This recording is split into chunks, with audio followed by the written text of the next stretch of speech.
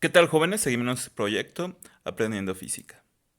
El día de hoy vamos a aprender cómo hacer una suma vectorial por el método analítico. Vamos a tomar los datos del ejemplo anterior para comprobar o corroborar cómo se hace por un método y cómo debe ser el analítico. Recalco que el analítico es el más exacto. En este caso tenemos tres vectores, es el A, B y C. Recuerden, un vector debe tener una magnitud y un ángulo. Antes de iniciar, les voy a recordar que vamos a utilizar mucho estos cuatro cuadrantes y con la información que acá señala. Alfa, 180 menos alfa, 180 más alfa y 360 más alfa. Eso me va a ayudar para determinar mi ángulo real, que quiere decir mi ángulo medido desde el primer cuadrante o desde el eje de las X. Para esto, sobre todo este método, premia lo que seas ordenado. Entonces, para poder realizarlo, vamos a hacer esta tabla, la cual va a tener los títulos de vector, magnitud, ángulo real, aclaro, ángulo real, componentes en X y componentes en Y. En los videos anteriores ya explicamos cómo determinar los componentes en X y los componentes en Y. Si tienes alguna duda, ve el video anterior. Bueno, acá lo único que se va a hacer, esos tres primeros datos se llenan con los datos iniciales, tal como lo van a ver ahorita. Entonces el vector va a ser ABC, las magnitudes son las que se leen ahí, 900 metros, 1500 metros, 2100 metros, y el ángulo real es el que está ahí. En este caso nos da un ángulo real, en muchas ocasiones no nos dan ángulo real y lo tenemos que encontrar, pero para este ejercicio no hay problema, nos dieron el ángulo real. Ahora bien, si yo quiero encontrar las componentes de X, va a ser en este caso el coseno del ángulo, en pocas palabras, va a ser el coseno de 60 grados para el ángulo, para el vector A, multiplicado por su magnitud, o sea, por 900, como se logra ver acá. Si yo quiero sacar el componente en Y, entonces en lugar de ser coseno, va a ser seno. Seno de 60 por 900. También en el otro video explicamos que es muy importante que acá cierres el paréntesis para evitar cualquier tipo de problemas y que sea dexagesimal, o sea que parezca una D o una dec. Si yo quisiera llenar los demás datos, sería exactamente igual. Sería el coseno del ángulo, cierro paréntesis, multiplicado por la magnitud, así como se ve acá. Ahora bien, ya lo que tengo que hacer es, en este caso, utilizar mi calculadora y encontrar cada uno de los valores. Los valores son estos, los que se leen acá. Es muy importante señalar y una manera de verificar que los datos sean correctos. Por ejemplo, un ángulo de 60 se da en el primer cuadrante. En el primer cuadrante X y Y evidentemente son positivas. Sí, ok, estamos bien. 120 va en el segundo cuadrante. Ah, ok. En el segundo cuadrante X es negativo y Y es positivo. Correcto, vamos bien. 240 es el tercer cuadrante. En el tercer cuadrante tanto X como Y son negativos, por lo cual vamos bien, vamos avanzando de manera correcta. Bueno, seguimos. Acá vamos a hacer lo que se conoce como una sumatoria de componentes en X. En pocas palabras, voy a sumar todo esto con todo y signos. Voy a sumar. ¿Qué quiere decir con todo y signos? Si es negativo, en realidad es una resta. Al sumar esto, me daría de resultado lo siguiente. Acá es muy importante señalar que X es negativo y Y va a ser positivo.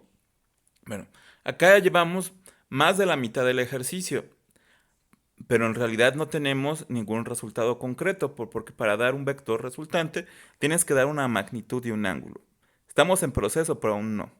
Bueno, yo les recomiendo que ya después de que tengan tus sumatorias en X y en Y, hagan el dibujo de cómo debe de ser esto.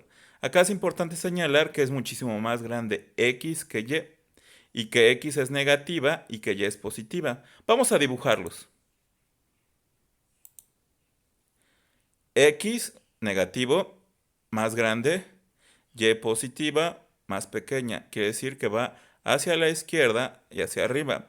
Quiere decir que mi vector resultante tenderá a ser en el segundo cuadrante, o sea, de 90 a 180 grados. Y de hecho, si ustedes notan, si hacemos el dibujo, tiende en este caso a pasar de los 160 grados probablemente. Bueno, ahora bien, vamos a encontrar ya el valor de manera analítica. Para esto, si ustedes notan, acá encontramos una línea horizontal, una línea vertical. Entonces, esto me forma un ángulo de 90 grados, por lo cual puedo aplicar Pitágoras. Entonces, mi vector resultante sería igual a mi cateto en x al cuadrado más mi cateto y al cuadrado. Sumo estos dos y todo esto le saco raíz. Solamente hasta ahí encontraremos mi vector resultante y es lo que vamos a hacer ahorita y vamos a sustituir. Recuerden, cualquier cantidad negativa o positiva elevada al cuadrado me va a dar positiva. Vamos a con el primero. Menos 1350 al cuadrado, ¿cuánto me da? Ah, me da esto. Vamos por el segundo. 259.807 al cuadrado. Recuerden, esta es la sumatoria de y. ¿Cuánto me daría? Ok, me daría toda esta cantidad. Ahora bien, ya que elevé estas dos cantidades al cuadrado, ahora sí la sumo. ¿Cuánto me daría? Ah, ok, esta cantidad, 1.822.500. Ahora que ya tengo esto, ya le puedo sacar raíz, no antes. Y esto me daría que mi vector resultante es de 1374.772 metros. Bueno, ahora vamos a hacer la comparación con el método gráfico. En el método gráfico nos había dado 1350. Ok, recuerden, el analítico es el más exacto. No nos equivocamos tanto en el gráfico. De hecho, es muy poquita la diferencia en que hay entre uno y otro. Pero el más preciso, lo recalcamos, es el analítico. Ahora bien, quiero encontrar el ángulo. El ángulo, también en el anterior video citamos que lo más conveniente es utilizar la tangente, por lo cual la tangente va a ser igual a mi cateto en Y sobre mi cateto en X. Pero pongo estas dos rayitas porque quiere decir mi valor absoluto. Acá, jóvenes, al decir valor absoluto, quiere decir que no vamos a tomar en cuenta los signos. Y si recuerdan, X es negativo, pero para este ejercicio no lo vamos a tomar en cuenta. Pongo los valores, sustituyo nada más. Acá recuerden, X era negativo, pero como ponemos valores absolutos, solamente se ponen positivos. Es importante señalar que yo quiero el ángulo tangente, está acá. Si yo quiero encontrar el valor de esto, pasaría del otro lado como la función inversa o tangente menos 1 de estos dos.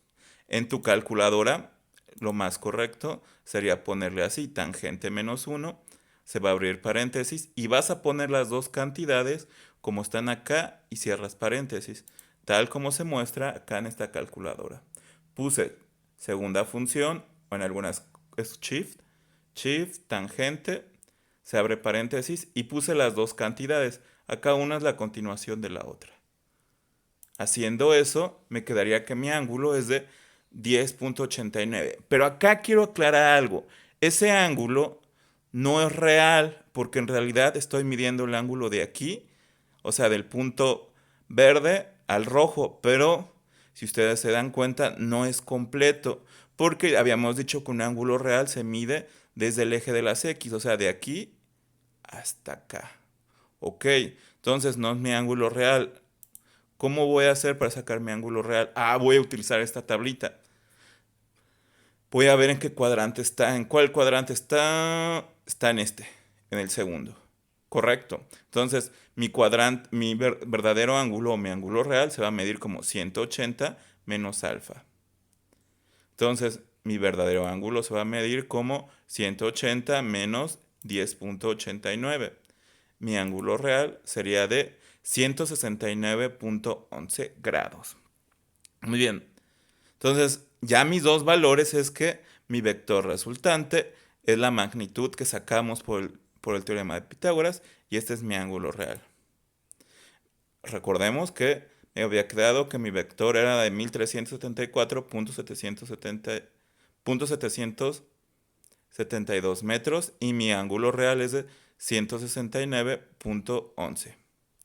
En este caso, si lo comparamos con el que habíamos hecho gráfico, pues no estábamos tan mal.